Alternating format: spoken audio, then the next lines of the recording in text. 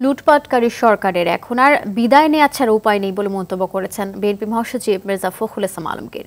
দলের প্রতিষ্ঠাতা জিয়াউর রহমানের ৪৩তম মৃত্যুবার্ষিকী উপলক্ষে ঢাকা রিপোর্টার্স ইউনিটিতে মুক্তিযোদ্ধা দলের আলোচনায় এমন মন্তব্য করেন তিনি। সরকারকে বিদায় জানাতে আন্তর্জাতিক ভূ রাজনৈতিক পরিস্থিতি মাথায় রেখে নতুন উদ্যমে আন্দোলন চালিয়ে যাবার আহ্বানও জানান ফখরুল। রিপোর্ট করছেন জাহিদ রহমান। ঢাকা রিপোর্টার্স ইউনিটিতে বিএনপির প্রতিষ্ঠাতা ও প্রয়াত রাষ্ট্রপতি জিয়াউর রহমানের ৪৩তম মৃত্যুবার্ষিকী উপলক্ষে মুক্তিযোদ্ধা দলের আলোচনা।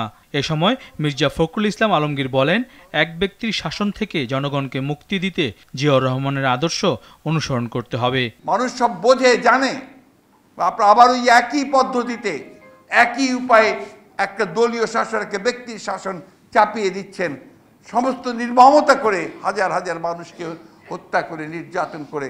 চতুর্দিকে সরকার লুটপাট অব্যাহত রেখেছে বলেও অভিযোগ করেন বিএনপি মহাসচিব। তাদের লক্ষ্য একটাই, সেই একটাই লক্ষ্য কি? লুট করো। এরা পচে গেছে, দুর্গন্ধযুক্ত হয়ে গেছে, একেবারে দুর্গন্ধযুক্ত। যতই মুখে কথা বলুক, যাই কথা বলুক, আসলে তো এদের কোনো অস্তিত্ব নাই।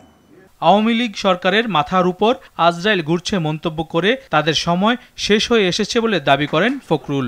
সময় হয়ে গেছে, ঘোরাঘুরি অনেক করেছেন, বহু করেছেন, এখন দয়া করে ঘোরাঘুরি বন্ধ করে সিদ্ধান্ত নেন।